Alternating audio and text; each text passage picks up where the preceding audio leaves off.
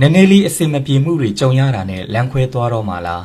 စိတ်ပြတ်တာနဲ့ပဲလမ်းခွဲမယ်အလူမကြတာနဲ့လမ်းခွဲမယ်ကြောက်ကစားဖြစ်တာနဲ့လမ်းခွဲမယ်ဘယ်မှာအချစ်စစ်ကိုပိုင်ဆိုင်နိုင်မှာလဲလက်ရှိလူကိုစွန့်ပစ်တာနဲ့ဒီထက်ပိုကောင်းတဲ့လူနဲ့တွေ့ရတော့မှလားလောကမှာကောင်းတဲ့လူအများကြီးရှိနိုင်ပါတယ်ဒါပေမဲ့မင်းနဲ့တင့်တော်တဲ့လူတော့အင်မတန်မှရှားပါလိမ့်မယ်ဒါကြောင့်အတွေးမများပါနဲ့လွယ်လွယ်စိတ်မပြတ်ပါနဲ့ကိုမျက်စိရှိကလူဟာအကောင်းဆုံးပါခဏတာရင်ကုန်မှုအတိတ်အတွက်နဲ့တော့သူ့မျက်စိတစ်စုံလုံးမင်းပုံရိပ်တွေပြည့်နေတဲ့လူကိုမလဲလိုက်ပါနဲ့မလဲတဲ့အရာပါအတိတ်သောလူနဲ့လဲလေဖို့မထိုက်တန်တာပါတစိမ့်လူနှစ်ယောက်ချစ်ကြတဲ့အခါမှာအနေနဲ့အများတော့အစင်မပြေမှုလေးတွေရှိလာနိုင်ပါတယ်ကြုံလာနိုင်ပါတယ်ရန်ဖြစ်စကားများနိုင်ပါတယ်နားလည်မှုလွဲနိုင်ပါတယ်ပြဿနာတွေကိုအတူတူဖြေရှင်းရင်မပြေလည်မှုတွေမရှိတော့ပါဘူး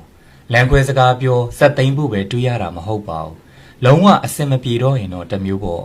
အချေးဆိုတာကစိတ်ရှည်ရတယ်တီးခံရတယ်အချိန်ပေးရတယ်လက်တွေ့ချစ်ပေးရတယ်တစ္ဆာရှိရတယ်လေးစားမှုရှိရတယ်တန်ဖိုးထားပေးရတယ်လေ